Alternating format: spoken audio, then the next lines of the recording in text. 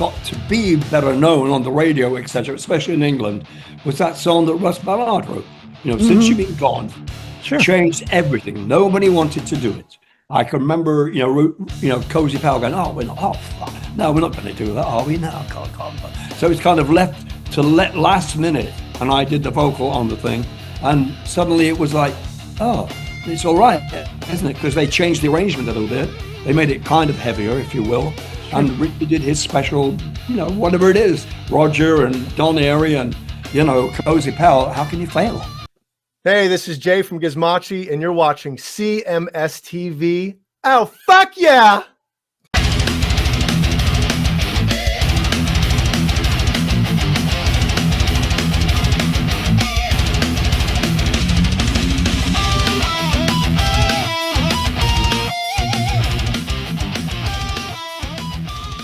Chris Aiken Presents. I, of course, am Chris Aiken, and today on the show, if you are a fan of heavy rock and heavy metal, you know this guy. Legend. He is the great Graham Bonnet. He and the Graham Bonnet Band have a brand new live release called Lost in Hollywood Again, out on December 12th, or by the time you guys see it, and here to talk all about it, the man himself, Graham Bonnet. Graham, how are you, sir? I'm okay. Yes, the DVD. It's a marvelous thing. It's turned out pretty good. I'm always a bit, sort of wary of doing live shows, having it filmed, in case something goes wrong. But we did pretty good that night. I'm glad about that. I think the keyboard player fell off stage at one point. No, he didn't. But that was good. And after it was over, I just sort of said, well, I hope it looks good. But apparently it sounds good, looks okay. And I haven't seen it yet because I was there. So, what I mean. I don't like to see things, but I can't listen or look at stuff I've just done like yesterday. Probably about 10 years. But apparently it's really good, and everybody's really pleased with it, and I'm happy that everybody's pleased with it, and it sounds good. I'm going to tell you, I enjoyed it very, very much, but I want to tell you why, because it's not so much about your voice or the presentation. I mean, we all, as fans, we know what you sound like. So that part is a given. What I'm enjoying the most about Lost in Hollywood Again is how much energy you still have. I mean, and you know this as well as I do, Graham. There's a lot of guys you came up with that are still doing it and not doing it well. And I don't want to, I'm not pointing at any of them necessarily, but to see you get up there and still bringing it like you did in the Rainbow Days or the Alcatrazz with that same fire, that's not common anymore. What do you attribute that to? I think it's probably my lung capacity. Okay. That's part to do with it. Actually, what I did before we started, going on the road again recently, a couple of years ago, what I did was listen to my old recordings, studio recordings, and sort of listen to how my voice projected. Where did it come from? Was it from my chest? Was it from my butt? Or where was it coming from? Right. I sort of studied me, and I realized that sometimes I was throwing it away on some shows, and I thought, well, this time over the past 3 or 4 years, I said, I'm really going to concentrate on what I'm singing, because you can't just throw it away. I ain't God. And it's going to show. If you go, it's going to be there. But I try to breathe properly, and so when I know that it's coming to a hard part of the song, high or a long sentence or something, I take a really deep breath, and it's. I thank my granddad for that, because he had huge lungs. My granddad was a farmer, and he had these huge lungs and a very narrow waist, so he looked like a greyhound sort of thing. You know what I mean? And that's why I've inherited that from my granddad. And the voice, I think, my voice comes a bit from my mom. She was a singer too, and my brother also. And we had a very musical family. But I'm very lucky to have kept, the tone of my voice. And I can always tell if I did good when I come off stage and I can still speak. If you come off stage and go, then you've done something wrong. Right. So I try to really look after it. Don't drink too much coffee. I don't smoke. I don't drink alcohol. I've kept that out the window. And it's just a matter of really looking after your body to be able to sing with strength. And Sure. that's something, like you said, you've got to have the power behind you to get that voice out there because it's not easy. The Sure. hardest job in a band, I think, is the drummer and the singer because it's Right. like low impact aerobics. You know what I'm Right. saying? Sure. And it's Absolutely. yeah, you kind of I know when we first go on the road, I always feel like pain in the back of my legs, and you go, what's wrong with my leg? What the hell's that? It's from singing. You use so much of your body to sing. It's Hmm. incredible, you know. So there, that's my bit, and Sure. yes, I hope Well, I explained that. well, it's definitely working. I did want to ask you too about the set list that Yeah, you have for Lost in Hollywood again, yeah. which for people that don't know, this was recorded at the Whiskey. Let me start there before I even get into set list. What was it about the Whiskey that made you plan there? Is it the iconicness of the room? Is it just happened to be where you recorded it? I mean, what made you choose the Whiskey? That yeah, it was our choice to do it there, because it is a well-known place, and it's full of tourists these days, and Sure, it's great. Everybody knows that bloody place all over the world. So we did it there for that reason, and I think it worked out pretty well. absolutely. Yeah, Now, Graham, with the set list, I know, everybody knows. People want to hear the songs that they know the most, which for you is going to be Rainbow, maybe some Mhm. Alcatrazz, some Shanker. Yeah, That said, you mixed in Graham Bonnet Band stuff in as well, and it works really, really well. Like for somebody that may not know those tunes, they'll think it's somebody else. They'll think it's a Shanker song or it's yeah. they just meld well. How long did it take you to kind of come up with the set list, knowing that it would flow as Yeah. smoothly as it does? Well, actually, it didn't take too long because everybody else had their opinions about what was a good song to do live. Okay. I always, sometimes studio songs are better in the studio and leave them there, because they don't translate to live shows for some reason. I'm not saying they're hard to sing or hard to play. It's just that I don't know, it just doesn't work. And I was really surprised how many people in the audience were actually singing along at the club the words to the verses and stuff. I'm going, how the hell do you know that? It's not Rainbow, it's not Alcatrazz, it's not Michael Schenker. It's something else. It's Graham Bonnet Band or just Graham Bonnet solo stuff. Hmm. And it's incredible that how many people know stuff I've been doing over the years.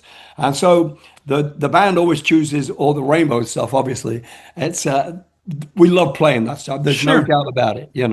They love that stuff. So I give it to them. Say, okay, well, can I put I've got a song called Night Game. So I put it in there. Yeah, okay. And so it's a good we sort of toss the ideas around a bit, and then we come up with a pretty good show. I think a good mixture. Sure. Yeah. Let me ask you about one of the guys in your band, and I know nothing about him, so I'll tell you up front that I'm coming from a very uneducated place, which is why I'm asking. Yeah. Conrado Pesinato, your But guitar, yeah. your guitar player, Yeah. to Yes. to be to be bold enough to Yeah. come into any band and do cover Blackmore, Schenker, and Yeah. Malmsteen. This is forget the talent. There's a lot of machismo that goes into saying you Yeah. can do it and then do it.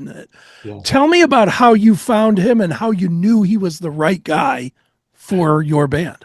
All right. Yeah. Well, I tell you what happened was I went to see Bethany play with her band, and Conrado was, in fact, the guitar player. Okay. And I was in a state of, shall I quit doing what I'm doing now and do something else, which was like the Alcatrazz, sort of Alcatrazz band. And she invited me to come up and sing a song. It was "Oh Darling" by the Beatles, Okay. and "No Matter What You Are," Hmm. that by Badfinger. So I did those two songs with Tommy Ray, their singer, and after I'd done that, I thought, well, this was so much fun. I'd like to probably get change what I'm doing right now, get a different perspective on the music I'm doing.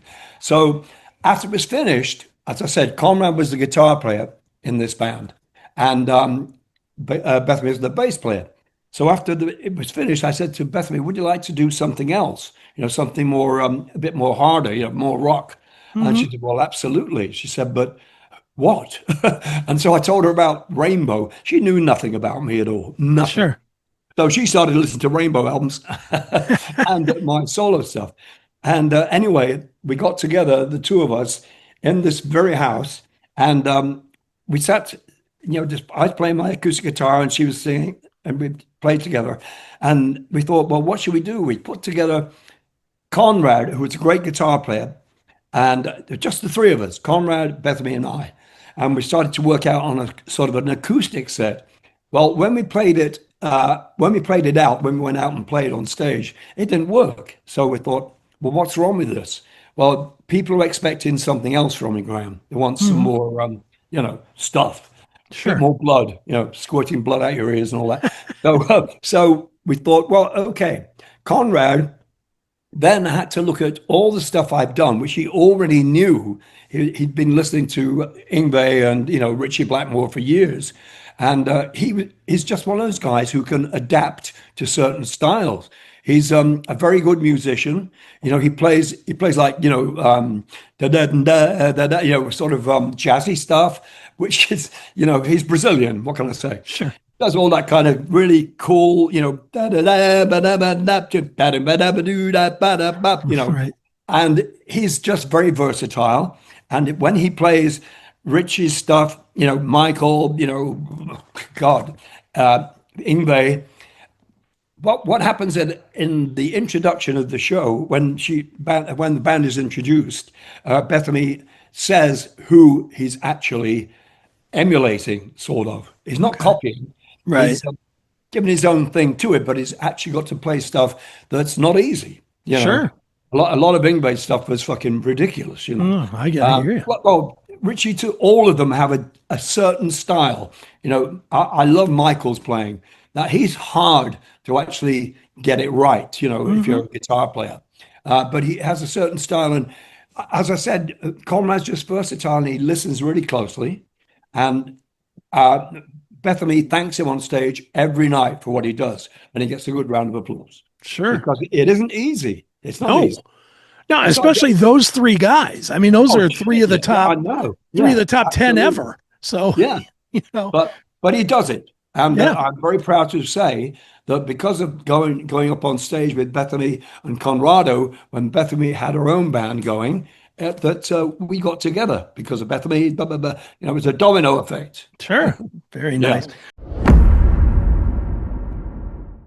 Hey, you. Why are you watching this with commercials? Go commercial free and unlock exclusive content. Become a VIP today on Locals, Substack, or Rumble Premium. Stop waiting.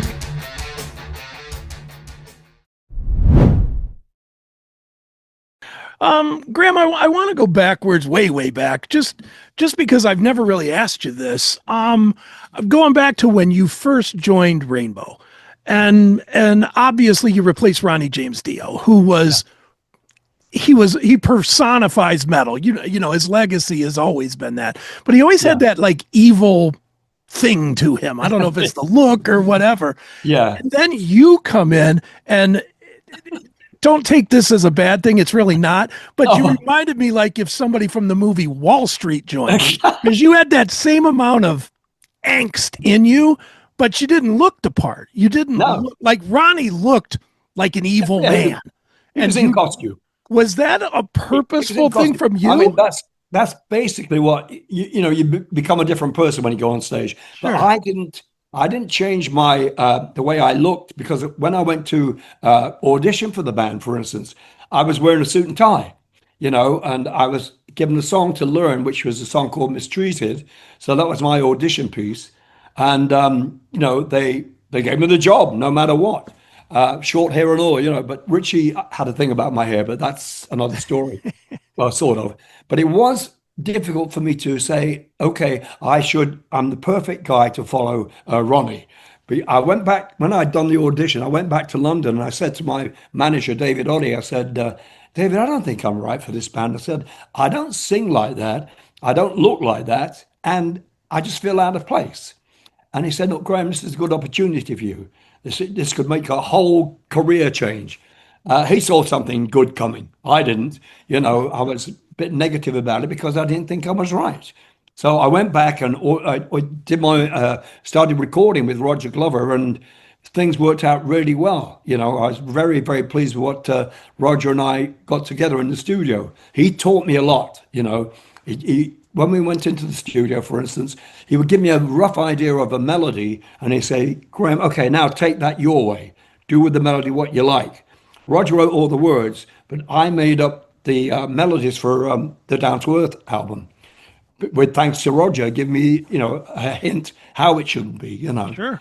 Because I thought I've got to sing with a scratchy voice or something. I wasn't quite sure how it should be, but he was pleased with the way I sing, and so was Ritchie. Sure. I don't have to put on the voice. Sure. And in a way, at least to me, outside looking in, you opened the door for what became Rainbow Mach 2, the same way that Deep Purple had the Mach 2 with Coverdale and Glenn Hughes and whatnot. Because even if you listen past you to Joe's stuff, Stone Cold and Since You've Been Gone, or not Since You've Been Gone, but Street of Dreams, they don't get to do those if Ronnie kept the band going. It was you bringing in that pop thought that allowed Rainbow to go into that direction more as well. I really think you were much more of a linchpin than maybe you get credit for with the growth of Rainbow in the middle of the career. Do you agree? Well, thank you. I sort of do, but the reason I think Rainbow has got to be better known on the radio, etc., especially in England, was that song that Russ Ballard wrote. Since You've Been Gone. Sure. Changed everything. Nobody wanted to do it. I can remember, Cozy Powell going, "Oh, no, we're not going to do that, are we? No, God. So it's kind of left to last minute, and I did the vocal on the thing, and suddenly it was like, oh, it's all right, isn't it? Because they changed the arrangement a little bit. They made it kind of heavier, if you will, and Ritchie did his special, whatever it is, Roger and Don Airey and Cozy Powell. How can you fail? They put their own stamp, their own mark on that song. And when we finished, I remember Bruce Payne, the manager of the band, coming into the studio. He said, wow, he said, this will take Rainbow to be more radio friendly. And I said, well, there's something I want to say. It's just one bit I didn't like. He said, it's the first verse, isn't it? I said, yes. I said, I'd like to do it again. And he said, I know what you mean. He said, but don't. Sure. when you it's funny when you record, for some reason the second verse always comes out better than the first. Sure. The first one is like, you're just sort of getting into the vibe of the song, and the second one is So I had that feeling that I should do it again. He said, no, don't. It's fine. Wait. Nice. And of course, suddenly we're heard on British radio, and all over the place. Sure. You obviously have the skills yourself to write songs. So what is it about? And I chatted with Russ not too long ago, maybe 6-8 months ago, because he has a solo record as well. And he talks so casually about writing songs. He doesn't look at, like, for me to come up with 3 minutes of stuff, it would take me 6 months to do something well. And he just so casually talks about it. And I know you write a lot of music as well. Yeah. Were you comfortable working on somebody else's material more than you would be working on your own because it's defined before you get it? Yes, I know. I'm very comfortable with Russ's songs. He wrote 3 songs for this new album. 3. Okay. Not 1, not 2, 3. Sure. He wrote 3. And I got back to him. I said, well, we'll see which one we're going to do. And we picked the sort of heavier, creepier one. And we're going to do that for sure. And maybe 2. We might do 2. There's another one that's a possibility. But I don't mind doing Russ's songs at all, But that's about it with me. I like to write my own stuff. Sure. With Conrad and Bethany, and do my own and have my own story in the songs, my own lyric. Because most people don't make up words like I do. Mine are sort of a bit silly sometimes, and sometimes tongue in cheek. but very true. They're about Sure. the real world, you know. Right. So, you know, Definitely. but Russ comes up with these great melodies, these great arrangements for his tunes, and we just thought, oh yeah. So there'll be one song at least from Russ Ballard on the album. Excellent. Speaking of the album, when, if you even know, when are you targeting to put it out? And do you have touring already starting to line up around it, or? Yeah, well, yeah, I think it's going to be like early next year, Okay. January, February, or something like that. Maybe January. I'm not sure. It depends when we get it done because we're doing it as we speak right now. Okay. And so it's going to be, I think, maybe February, but it's going to be next year. Yeah. And then we'll put it, we're getting tours coming in already. So, you know, from England and all over the place because we did a good tour just recently and we had a great response from people in England and Spain and where else were we, Bethany? No, you're not on camera. I'm just asking Bethany where we were because I don't know. Right. Nice. Bulgaria, Ohio. Ohio. There you go. Yeah, it was. We just had it. I can't believe how much the audience really accepted what we're doing, as opposed to like a couple of years ago. They were going, "What the fuck is that?" You know. Right. It was pretty good, and the audience was singing the songs, as I said earlier on. They knew the words to the songs that weren't even Rainbow or whatever, or Alcatrazz, or you know, Imperatori, or Michael Schenker. And that's a great it's a great feeling when you see people smiling and going, yeah, yeah, yeah, you know, singing along with your words. How do you know that? You know, how do you know that? Hey, Right on, man. Well, they Yeah. certainly will know a lot of this music on this new release. Lost in Hollywood again. December 12th is the date. It is the Graham Bonnet Band. And Graham, where's the best place for us to tell people to go online to keep up with you? Is there a website or Facebook or? Facebook page, Graham Bonnet yeah, Official. Facebook page. What is it? I think it's Graham Bonnet Official. I'm not even sure. Just She's look not up sure. Graham Bonnet. We'll find it. Yeah, Graham Bonnet Facebook, something or other. There we go. Perfect. Well, one more time, Lost in Hollywood again. It is the Graham Bonnet Band. And Graham, this has been great as always. Thanks for joining me here on Yeah. Chris Aker Presents. Good to see you again, man.